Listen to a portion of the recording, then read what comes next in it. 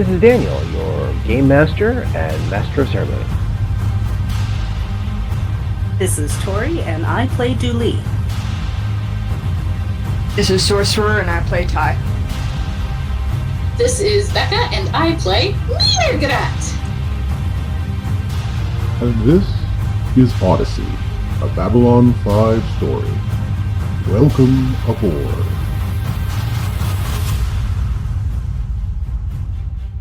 Yes, put it over there. That over there, yes, good. Sit that down. Much better. Good. We've got the good shoot. We got the good scene.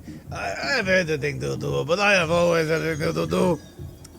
But what I really could use, this has been a hard day, so why doesn't everyone go take a break, go get whatever meal it is your species takes at this particular time, and we'll meet back here in a while. I've got editing to do, and you know what? I'm feeling very peckish myself. And I think that has a lot to do with a number of factors. Put in a good lot of work, put in a good lot of scene, saw a whole lot of... good, you're here, good. Pay no attention, we're breaking for the, well, I guess as you humans say, the dinner break. But, yes, it's been a very good day to be peckish. So much flesh to feast upon. That being said, I suppose you're here not to ask about my flesh. More's to the pity. But you're here to ask about the TauMarie Celestia, yes? Well, I guess we're talking now the remnants of the TauMarie Celestia. Well, maybe. Well, as we saw from last time, our intrepid adventurers managed to get on the shuttle and get down to the planet. There, along with a cadre of others, which included the Drazi Luchador, the Narn Knight, the two Rangers, and even Shokar of Shokar's Kill, the great restaurateur, for reasons that will become apparent later, have all made their way down to the planet where they followed a signal, a almost telepathic signal, the song, to a particular source. When they got there, they found a building that looked less like a structure and more like a mass of biology and teeth and open orifices. And this is where we find Ty, who had a couple of things to say on the matter. Yeah, Ty is not here. She's decided not to be involved in this. Ooh, I can't really do anything here. Out of my hands. Well, I believe Ty was like, I have to walk down an esophagus. No. Yeah, no. She ain't about that. Okay, so just once again, who all is here? I know me and Mirgrat. And I believe Kutbusek, the Ranger pak'ma'ra. Okay, and Yorni's still back on the ship? So just the three of us. Yes, currently just the three of you. And again, essentially there's three teams. There's the team in the shuttle, there's the team outside the docking bay, and the team inside the docking bay. And the creature that said, "Have you come to take me home?" Mm-hmm. That's the one that we see on the picture? Yes. Big Also, I trilobite believe we're looking currently thing. inside it. How are we talking to it if we're inside it? I thought we went up the esophagus and out. If I may be so more descriptive, you went into an esophagus. That esophagus turned out to be a door in a hallway into a hangar. Inside the hangar is the trilobite, who you have not entered yet, but you've now found, and it's basically moaning a song that essentially translates as "Have you come to take me home?" Okay. Do we get any... I know it's just one sentence, and it's an alien. Do we get any sort of emotion attached to that sentence? Give me a sense motive check. Oh, good grief. You asked. I am unprepared. 29. I rolled a 19. Well, Oh, damn. nice. So I mean, I'm trying to determine if this is desperation, if this is longing, if this is young, old. I mean, something to give us a starting point to communicate. okay. The first feeling that comes across when you think about it is primordial. It is like a child, Okay. a very young child, asking a question. And so it's very basic. It's very limited in understanding. You can get that coming across because there's the difference between, hey, are we going home to, can we go home now? Very Yeah. different feelings. And that latter one is closer to what you have. But it's also this other equivalent is, have you ever picked up or ever seen a child get picked up from daycare or summer camp? Yes, Yeah, I was a of camp course. counselor. That sort of, have you come to take me home? I know exactly what you're talking about. Yes. Okay. Yes, it's that same sort of very primitive saying, have you come to take me to my function? Have you come to Okay. assist me in this case? So I'm going to try and respond and say, can you tell me where home is? Let me do something real quick. Is this vocalization or is it... Not How- really. It's kind of more telepathic in a lot of ways. Well, that's what I was wondering. Would I have heard it then, being Narn? Again, that's the thing. You did hear it. I did. Oh. That's interesting. I'm going to tuck that fact away for now. Okay. But I You will tried to, vocalize because I'm not entirely sure it would go both ways. Well, you do try to speak out loud because that would be Yeah. your natural reflex. And you kind of get a huh in return. I look at Mirgrat. Do you think you can maybe communicate with it? Maybe get a picture of how it got here and where Yeah. it came from? Yeah. So I am going to try and communicate telepathically because that seems like the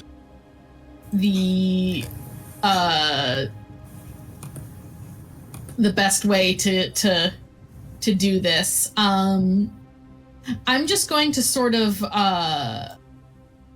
open up to it and try to I try to ask it where is home, but in a telepathic way so that it doesn't not understand what I'm saying, I guess. You're kind of using your telepathy to act as a universal translator to get to a very core primordial issue rather than trying to figure out what language it actually speaks. Yes, I want to use the skeleton key. Gotcha. You're going through basic rather than C+. Yes. Gotcha. So I'll need a telepathy check. First. Okay, I will do that. 23. Okay. So you can make contact, and thankfully you have the alien. It was a feat for alien telepathy. Brain. I had a brain. Even had more tea. I should be more up on this. But yes, you had the feat that was alien mind, essentially adaptable mind. Yes. So that makes you better for telepathy. I am real good at anything having to do with aliens. And you're looking at one, big one, and Yeah, no kidding. so you kind of do the where is home, and you could tell that it heard it because again it kind of stops its music for a bit, and then it kind of hums back. Don't you know? Is this not my function? No. Oh dear.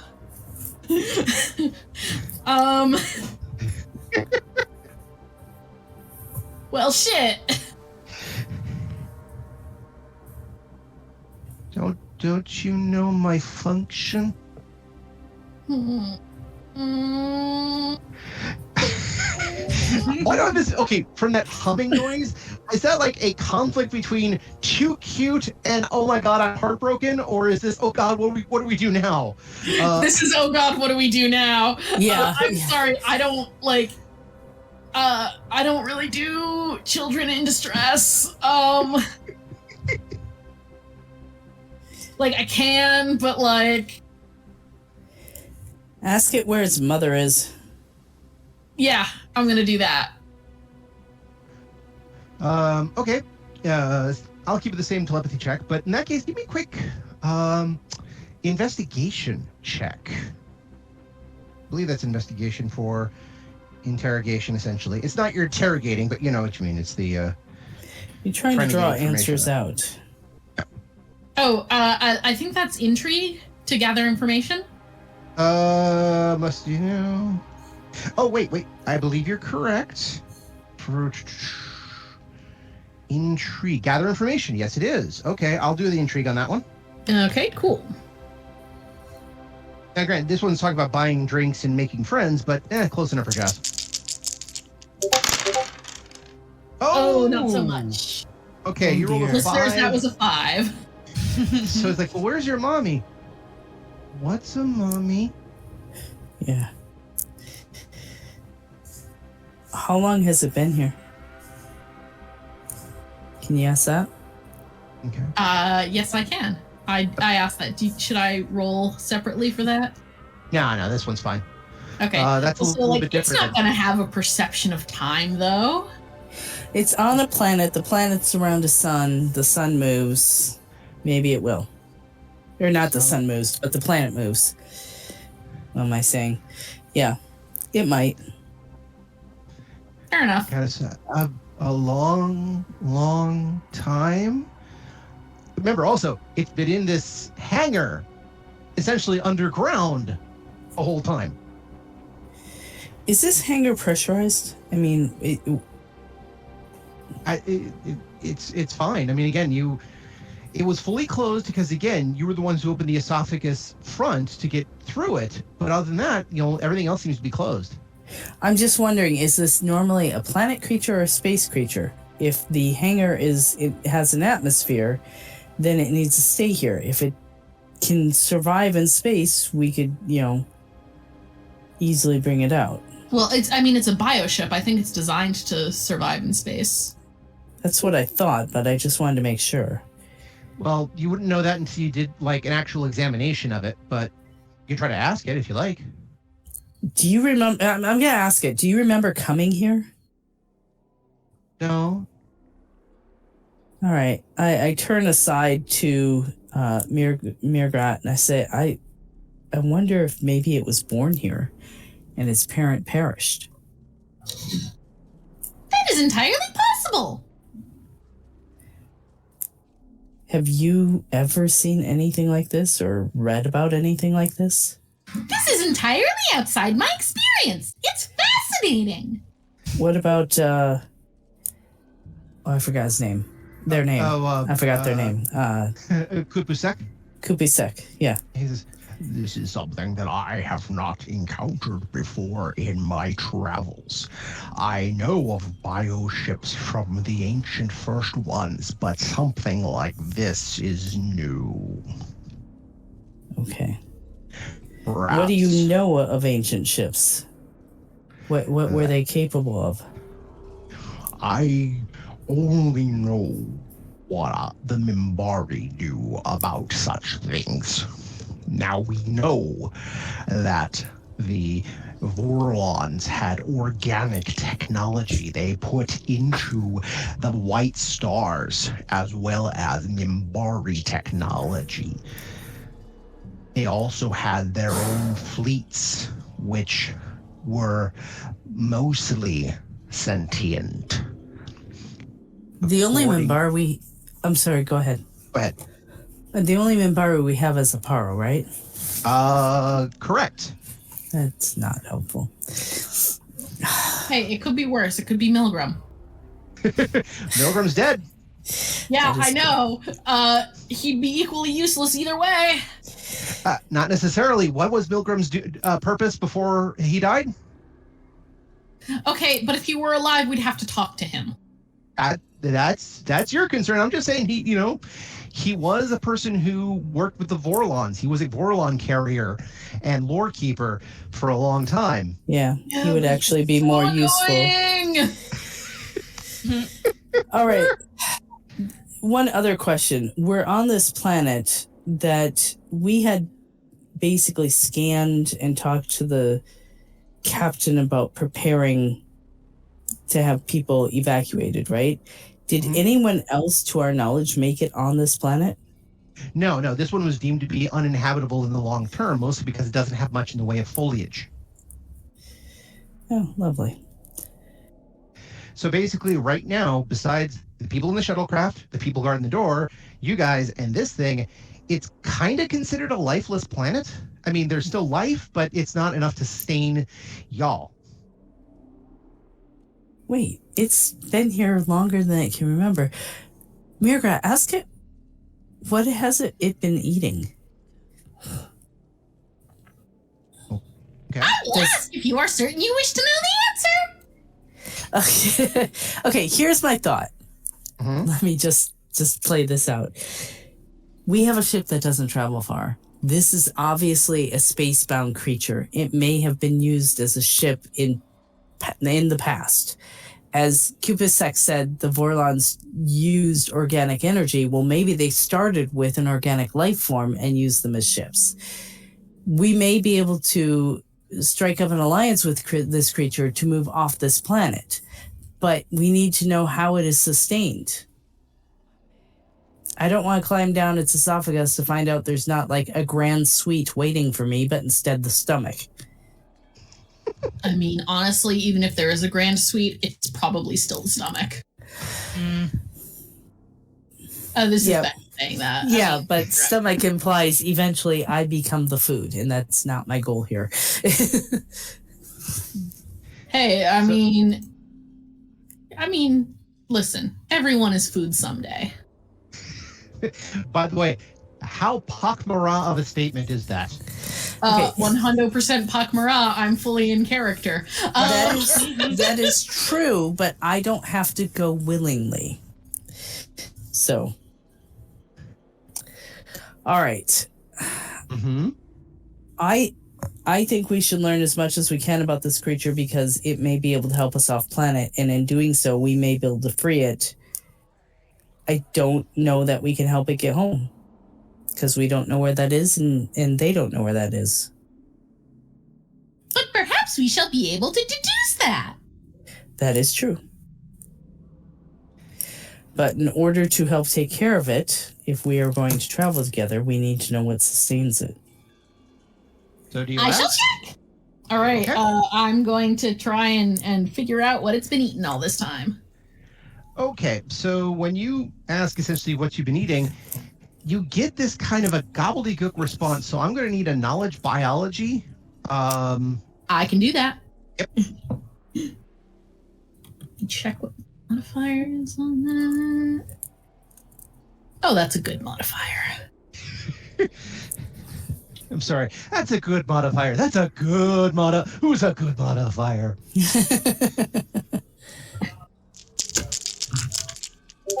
I mean, it is a good modifier. Holy all right, 32. 32 That's a real good indeed. modifier. Okay.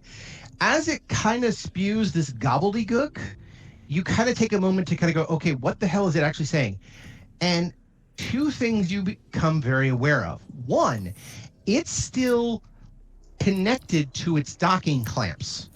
And when you understand when it starts talking about what is essentially mother's milk, you kind of go, well, what are you talking about? And then you realize one part of the docking clamp is it. It's a feeding vessel. The other thing that comes through is that it's essentially, how to explain this? Well, okay, this is a situation much smarter than I am. So if I sound like I don't make a lot of sense, just run with it. It reacts off of certain types of electromagnetic radiation commonly found in space, such as light, gravitation, magnetics, fusion energy, and it can actually absorb certain types of highly ionized hydrogen and various other gases in a plasma state to help sustain it even more. In other words, it actually absorbs, it photosynthesizes itself off of the natural space-bound radiation, and if it gets hungry, it can fly near a star enough or certain gas giants to take a bite, essentially, and use that material to continue fueling itself. So helium. Helium, hydrogen, but again, highly ionized plasma based of these materials. So it's not just like, It's an interstellar filter feeder. Sorry, what? It's an interstellar filter feeder. It's a big whale. Yeah. Big whale. It's a star whale. Cool. No more Doctor Who for you. Well, maybe. Now, we agreed to play in your game, not be tortured. So, Oh. While you guys are pondering this, I'm going to have to ask just for game's sake. But does anyone actually report to the group standing outside of what you found? Or are you just going to let them, sweat it out? well, we've only Mirgarat. been in... I'm sorry, go ahead. Oh, yeah, Mirgarat's gonna report this. That seems reasonable. Okay. So, Ty, this is where you get informed that inside the gullet, as far as you're concerned, besides the fact you're looking at this aperture going, there's teeth in there, isn't there? I'm going to get 3 feet in, and then I'm going to find teeth. And then I'm going to find skulls of the people who were stupid enough to walk in this thing in the first place. Mm-hmm. When you get essentially a chime that alerts you that not only is everything fine, but they found something of interest inside. What is it? What could you have possibly found in there? We found the esophagus. I mean, yeah, like, we knew that. I watched you walk in there. Is this like some kind of trick to try to get me to go in there? No. The thing is that this creature may be able to bring us home. It appears capable of traveling long distances through space. So it's a ship. Okay. Think early boron retro model type thing. I don't know. I'm really not an expert. All right, I'll come down, I guess. Okay. When you come down, the rest of the group comes with you, mostly because, yeah, you can guard out here all you like, but it's safer in there. They're going to go in there. It's also, barren wasteland out here, and inside sounds better. So you lead the other part of the group together. So now you have 2 groups instead of 3. When that happens, again, you get a look, you go inside, you're seeing the walls, this bioluminescence going around, and you keep thinking, I'm going to get eaten. I'm going to get eaten. I swear to God, I'm going to get eaten, and I'm going to be really pissed about it.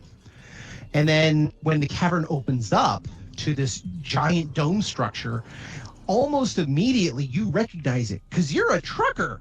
You are a ship captain, a interstellar. You have been to every port in the universe, and they share commonalities. So does this.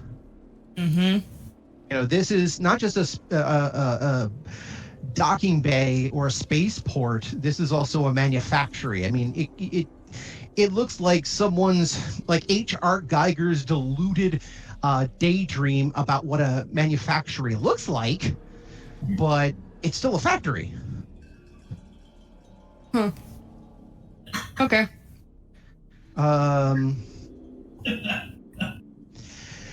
So, yeah, but you recognize this almost immediately as some sort of, this is a docking bay, this is a port, and that thing, that massive trilobite looking monstrosity, it's hooked up to a docking station. That's a ship. As far as you're concerned, you don't know how to get in. You don't know if you want to get in. You don't know what it is or where it is, but it meets all of the, if you squint a little hard, It's all looks like a ship manufacturing, and that's what that is, a ship. That's interesting. I can almost I don't see know also what Ty would do with this information. It's not like there's a control panel that she can just go start pushing buttons on, so probably. So Are you sure about that? I mean, do you want me to do a notice check? Because you know how those turn out. Well, it can't be worse than any of. Let's all do a notice check. Fine. Okay. I will allow if you guys want to take in the environs and figure a few things out. Go ahead. I'll even do one general one for your compatriots. All right. So, sorcerer roll 7. Rolled a 20. Natural 20 Hey! plus 32 total. Go ahead and... Damn. Dooley found the instruction manual. To whoever finds my child, please love her. This is her favorite Binky. 22. 22. Okay. So, yes. Nigrat found the on button. Essentially, Ty comes over and goes, that's a ship. I don't know what to do with that, but that's a ship. And everyone else just, well, let's look around for clues and so forth. I didn't even bother rolling for everybody else because, with that 32. Oh, there you go. Yeah. Yeah, damn. Yeah, I know. Mirgrat, you found what could be considered not manuals, but again, there's controls on it in a language you cannot even comprehend. Ancient and visceral. It doesn't look like what you know about Yithian. It doesn't know what you look like for anything that is in the usual written tongues of the species of the time. It is very alien. If you want to try to give me a linguistics check, you're welcome to try. Hey, Mirgrad, did you bring your cameras? I did. Or rather, indeed! I would never be without them! You should be recording this. I will get I will get one of my little drones out and recording, and I will also make a linguistics check. Okay. 18. Okay. 18, very good modifier, but no, this is nowhere near anything you recognize. It's bizarre and strange, and it would be like trying to read cuneiform if all you've ever seen is Japanese. Okay. But yeah, so there's that. Dooley, on the other hand, as looking around, again, it's not so you found the manual, here you go. It's more of you found, well, essentially, a recording. There is, you look around, you're looking like, well, that looks kind of like a console, except it's kind of large.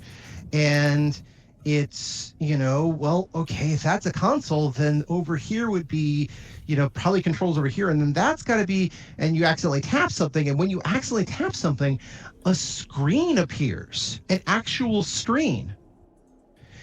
And yeah, and that point it's like, guys. Now the screen looks like it's a small reference screen, not unlike what you'd see with a decent sized computer if you guys were 8 feet tall.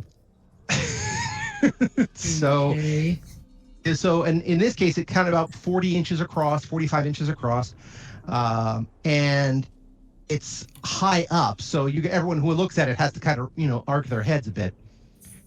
But there is a being there that, as far as you can tell, starts talking at you, and it's talking in a trilling, piping voice that, again, makes no sense. It sounds like interesting jazz or like pan flutes that have decided it's gone heavy metal without the drums, and it's just kind of bizarre and weird. But the face is also where, again, I probably should be asking for will saves, but I'm not. I'm just going to run with it. The face, however, starts spherical, sort of. It then emerges near the top into this starfish of what eye stalks. Each of the eye stalks has these red bulbous. Am I doing a thing again? Yeah. A little bit. Okay, sorry. You're welcome to tell me. I'm more than happy to. Because Dan likes to mention jazz a lot. Yes, thank you, Becca. Hey, it's funny and relevant. That's the best kind. There you go.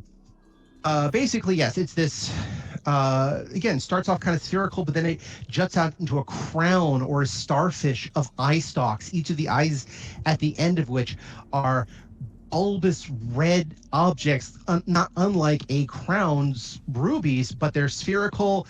They do kind of rotate almost in 360 degrees, and the eyelids pull back entirely, so they kind of look like red ping pong balls on pipes. Nope. Nope. No, thank you. Okay, I'm going to give everyone a memory intelligence check. So in other words, you're checking your memory. However, for Mirgrat specifically, whatever you roll, -2. Pourquoi? Oh, no, it's an intelligence check, so it's a bonus. Exactly. So we're trying to roll under our intelligence. Correct. Oh boy. Oh. Dooley got it too. Good. And Yeah. I failed the fuck out of that. you did, but it was a 22, which is like, of all the times to roll a 20. Yeah. And Becca. Hella success. Okay. All right. Both Dooley and Mirgrat recognize not it as a person, but it as a species. You have seen this thing before. Remember the major telekinetic species that made a starship out of people with big fins and flew away? Yeah, I didn't like that. Yeah. The suit that the person was wearing looks not unlike this. It also looks a lot like one of the representations. This is the reason why my Mirgrat got the bonus on this. If you were to blur it out and make it look golden, it would look a lot like the entity in the amber that you absorbed during the end of season 1.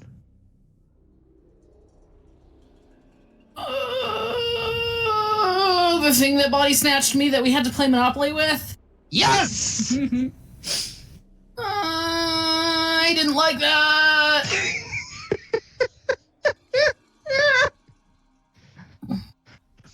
So, but it is giving instructions in some way or another. It has small tendrils around its barrel chest. And I mean barrel not as in, I'm buff, look at me, but more of in like, no, really, it's like somebody took a star fruit and made it, elongated it. That's pretty cool. I like that. Thank you. It also has very similar fans in the back that, again, look kind of like wings if wings were not designed to look like a dragon, but made to look like fans, like Chinese fans or Southern fans. And they, go up and down in the same manner. And it begins to, again, talk at whomever's listening. And you could tell, based on the text at the bottom, which, yes, it's the same sort of text that Mirgrat saw earlier, this is some sort of instruction manual or report or notifications or something. It's an actual recorded message of importance for this location. And at one point, you do actually see, this also sounds a little stupid, but it's the only thing I can come up with, a cartoonish representation of the ship undoing itself in the docking clamps, the dome opening up, and it flying away. And I mean cartoonish, not in the Saturday morning cartoon, Donald Duck, Bugs Bunny cartoonish, but more like a drawn representation of what you should be seeing. But yes, this, as far as you can tell, is a ship. Give me a sense motive, all three of you. You're welcome to do so. Oh, this is not gonna be great. Finally, something I don't suck at. I don't even know what my sense motive modifier is. Oh, it's not as bad as I thought. I mean, it's not like it's a dex based skill. 20. Ooh, booyah! Sorcerer got a 20. Dooley 23, and yep, Mirgrat is lost for words. That would get 5 listeners. I have this bizarre feeling that Mirgrat is doing her best to not vomit at the sight of the being. No.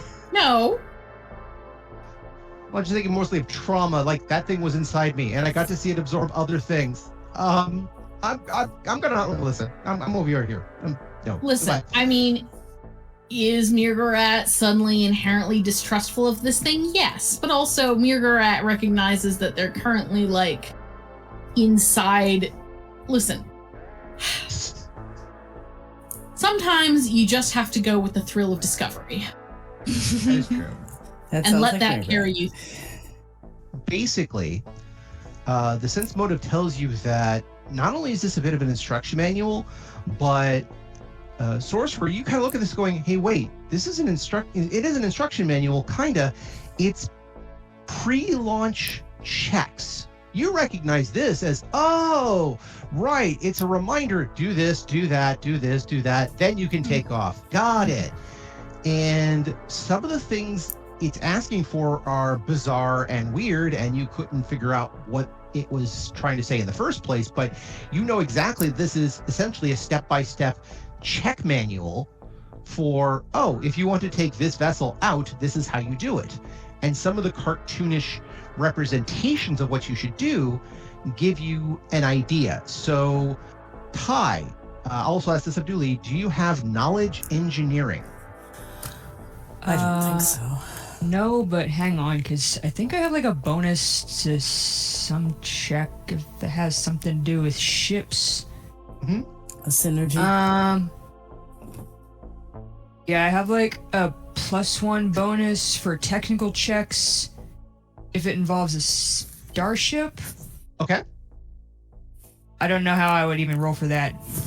That'd be like operations. Now, well, do you have Operation Starship? I'm assuming you do. Pilot. Yeah, pilot. Okay, I will let you use that instead of engineering, knowledge engineering, because I think this would apply in this case. See, 9, 10. I have a very small amount in operations pilot, but hopefully 26. I won't need it. There you go. She's. 26. I have a small amount. She is 26, so she'll beat anything I can roll. So you figured out, listening to this guy or this thing talk, the ship is sort of ready for departure, sort of being an operative word. What you can tell from a few of the details is that some things need to be added to the vessel before it can be prepared to move. And one thing that kind of comes up, again, you're kind of guessing. I'm guessing you don't have linguistics at all, correct? Mm-mm. Okay. I mean, I have like a 6 in it, but I don't have any specific one. I just have like. Give me a linguistics check. Just roll d20 plus 6 and see what you get. 11. 11. Okay.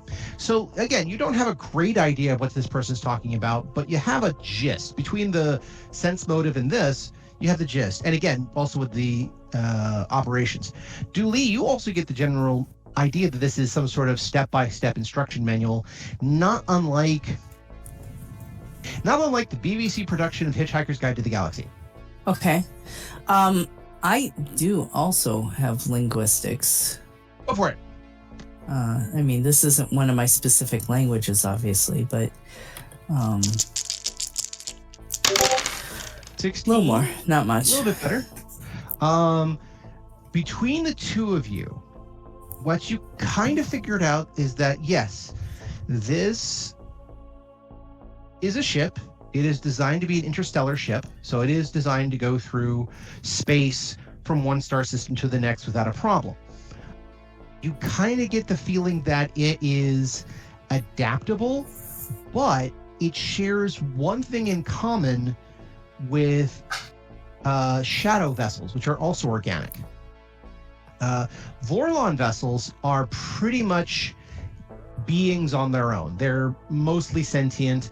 They are not unlike having a massive pet or something else like that.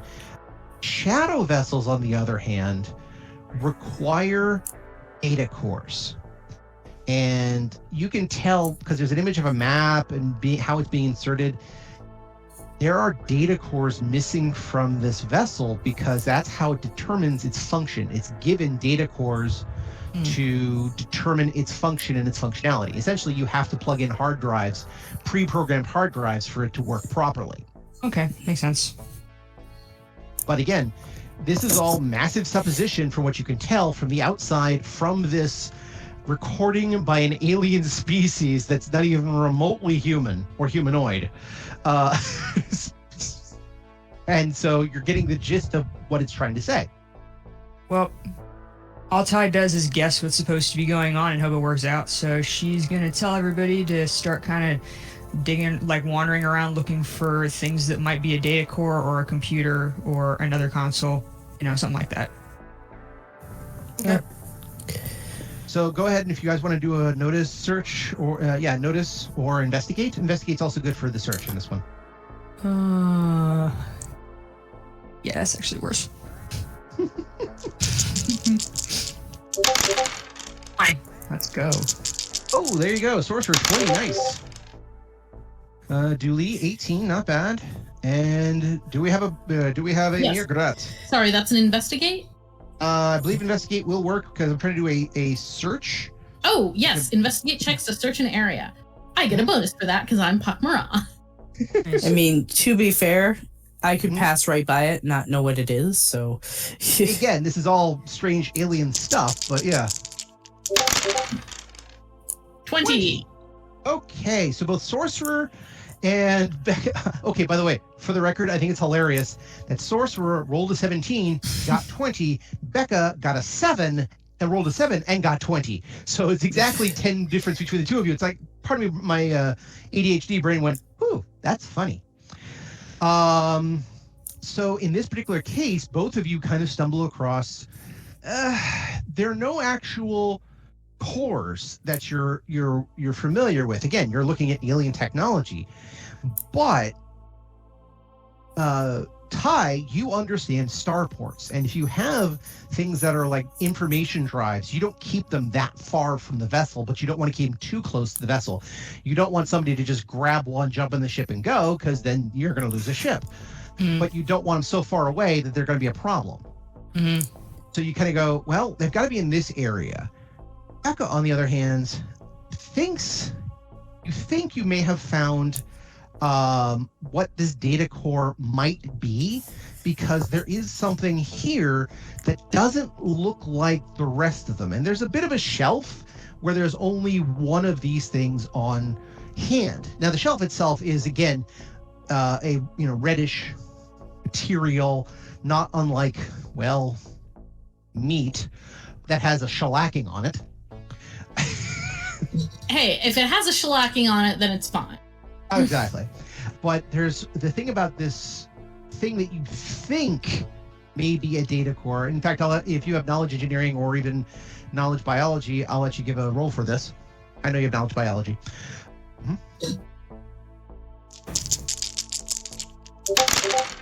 16.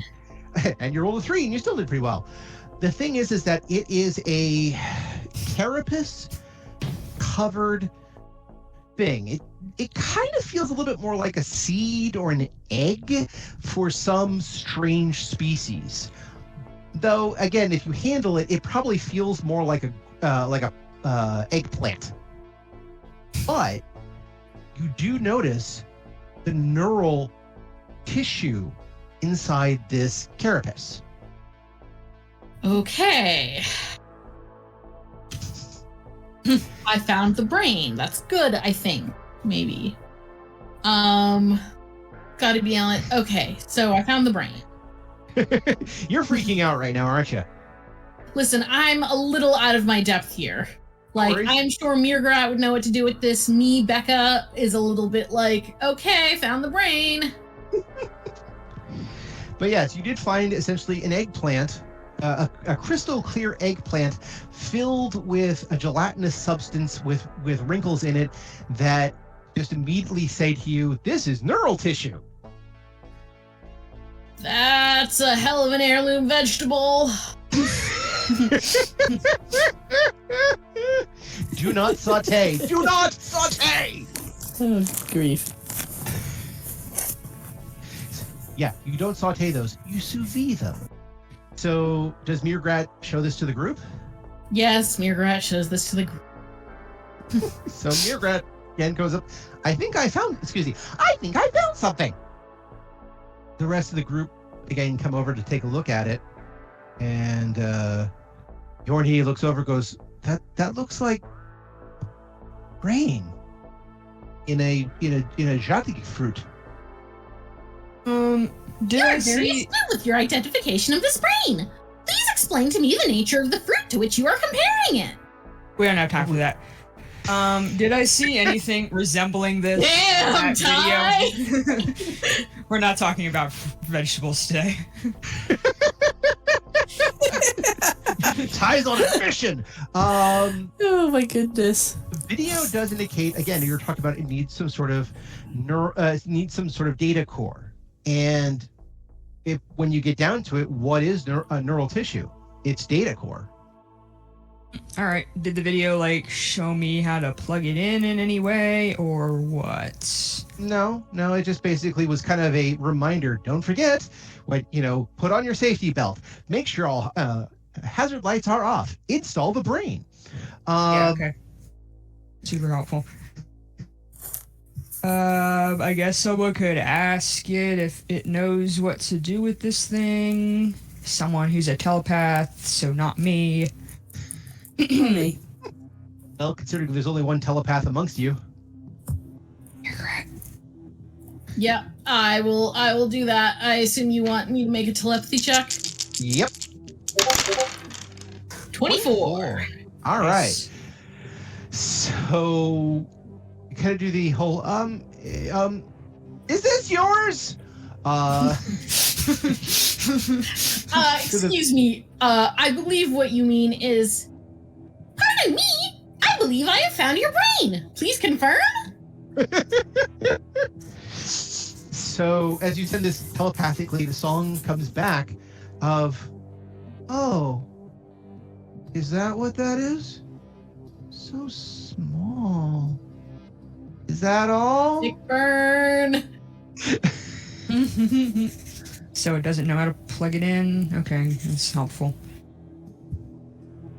Actually, what it says is that all? That's not so much do you know how to plug this in or not? It was just oh, is that all? All you have? Let's get how to plug it in. Okay. Well, if you would, it does. Oh, if you want to install, then it's my function. My function. A part of what you would consider to be its rib cage, probably about. I have to do measurements in my head. Great. Probably about 100 yards down its carapace, down its body. Essentially, something segments itself off into a ramp structure that also kind of ripples a bit into a staircase. And it looks like it goes into some sort of opening inside the bioship. All right. I mean, I'm assuming I can't really reach it, so I should find a ladder maybe, but... Oh no, this goes all the way down to the ground. You can literally walk into this thing right now. Breaking up again. Oh, sorry. Thank you. And I was literally 2 feet away. All right. I walk on in there to see if I can see where to install the brain. Okay. So you take the brain from Mirgrat and going in. And once you get to the top, once you get inside, suddenly, again, a bioluminescence appears. Now, it's not the usual high, it's kind of this milky blue or ultraviolet or, danger red. It is actually quite nice, bright. Again, it's got a little bit of an orange undertone, but not like, hi, we're from a red sun. It's more of the, if our own sun had adjusted frequency a little bit. And this seems to be coming out through the floor, through the ceiling, most of which is not cylindrical because it's not that perfectly round, but it is arching. In other words, it's got a flat surface and curves that go up. And there are apertures along this hallway, for a term. And when you go up there, you kind of go, what do I do with this? And a pulsing light. Again, pulsing is very much the word because it feels like it's traveling along a vein or an artery on the side of the corridor. That kind of, it doesn't go in a straight line. It kind of jiggles a little bit up and down. Mm-hmm. It kind of, goes in a direction. And it kind of pulses again in that direction. And I'm assuming you follow the light, yes? Well, yeah. I mean, okay. So you follow it, and you actually don't get too far ahead. You're going more towards its front as far as you can tell.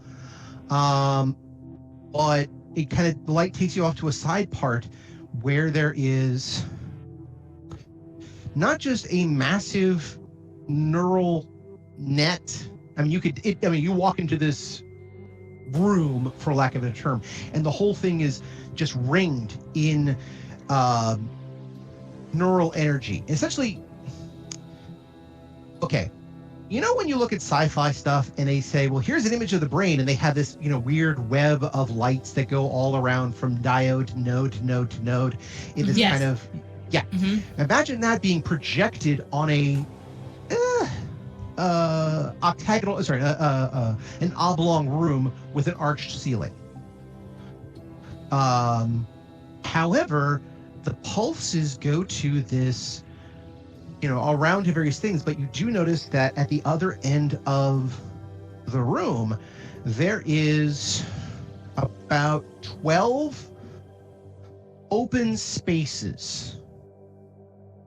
And one of the spaces is probably big enough to fit, actually they're all pretty big, but one looks just about the right size for that eggplant. All right, yeah, I'll just pop it on in there, I guess. Okay, and the great thing about this eggplant is that once you kind of just kind of put it in there, the aperture seals up like flesh go over a wound, and immediately the pulsings from that begin to accelerate. And you can definitely tell the activity in this room is a little bit more. Mm-hmm. And it kind of goes, and you realize it's trying to talk, but it's trying to talk in the language of that thing on the projection. And it is actually not just a telepathic thing. You can feel it talking, through the floorboards. Well, I can't understand that, obviously, so I'm just going to ignore it and I guess do the next thing on the pre-flight checklist, whatever it is. Okay. Well, Ty is kind of out of her depth here. Give me, go ahead and give me another intelligence check, Ty. No. 6. Okay, good. So you step out of that room for a bit. You're going to go, well, if I was a bridge, where would I be? Okay, yeah.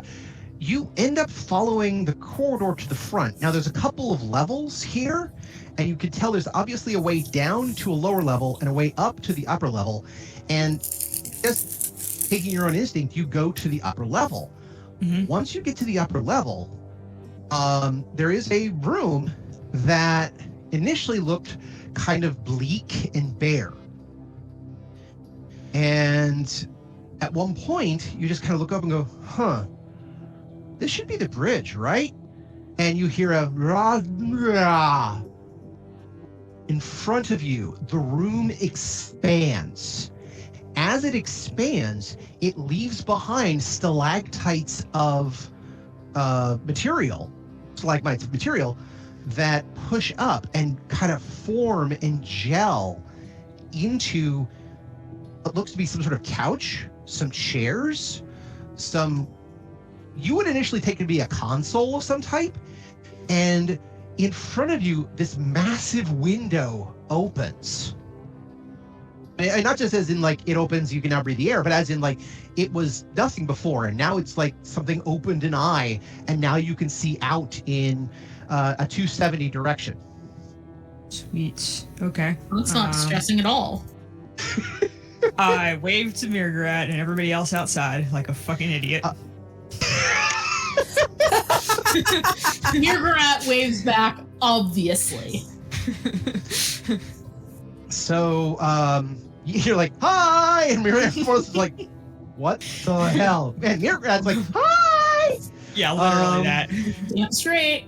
So, but yeah, Kaluta, looks over, crosses his arms. This is most interesting. Yes. So, do we go for the adventure? Yes, let us do so. The only person who looks kind of nervous is Yorni when she looks up at this thing. And she's like, okay. I guess, let's go. Let's go. And everybody, Dooley, what is your reaction to all this? I think we need to talk more to the creature. Yeah, Ty is going to insist that she does all the pre-flight checks as much as she can figure out how to do them. It's just a thing she has. What if it doesn't want to go? Don't care. I do. Okay, well, you do that. I'll do this.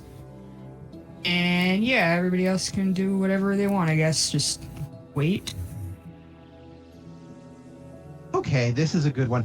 Ty, give me a will save, and you'll understand in a second. We'll see how you do. 18. Okay. So you sit at one of the chairs. Now the chairs itself are kind of like, they look like large oval 1970s disco chairs from the not so distant future that have been draped in red and pink cloth. So, drapes down to the base where it kind of merges with the floor. Yeah. But they're comfortable enough to sit in, and it's got a bit of a headrest, so you can kind of see that if you were to do X, Y, and Z, you could get straps on, so at least you felt like you were secured. You go to the console and you kind of go, I wish I had the controls laid out like how I used to have them. And this is the reason I had you do the will save, because as you kind of like move your hands over this table, the controls or facsimiles of those controls start to emerge.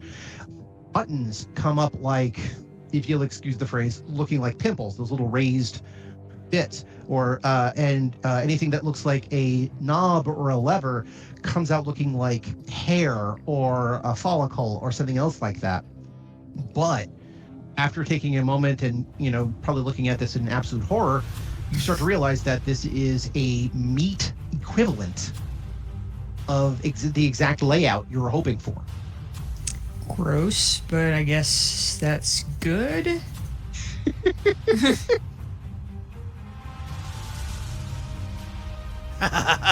Gross but good.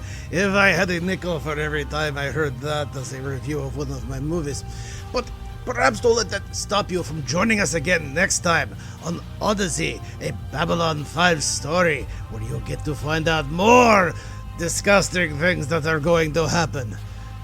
In the meantime, if you want to see more disgusting things that are going to happen, I've already ordered my meal. Would you like to join me? No, I didn't think so either. Thank you anyway. Now, be gone with you. I have to eat. And that's where we're in for this week. I want to thank everyone for joining us and hope that you continue to join us every 2 weeks for another episode of Odyssey. If you have any questions, comments, constructive criticisms, or just want to say hi, then you can find us at temporalplaygrounds.com/Odyssey, or email us at temporalplaygrounds@gmail.com, or find us on Facebook, Odyssey, a Babylon 5 RPG podcast, or Reddit, r/OdysseyB5. Babylon 5 was created by J. Michael Straczynski and is owned by Warner Brothers Domestic Media. The Babylon 5 role-playing game was produced by Mongoose Publishing, utilizing the OGL gaming license for D20. Our audio engineer is Gabriel Belden. Our theme music, Titan Striker, was composed by Evan King. Incidental music provided by Tabletop Audio at tabletopaudio.com. All other music provided by Creative Commons license and is available of information on our website. Once again, I am Daniel, and I thank you for joining us on this grand adventure. Good night, and keep dreaming.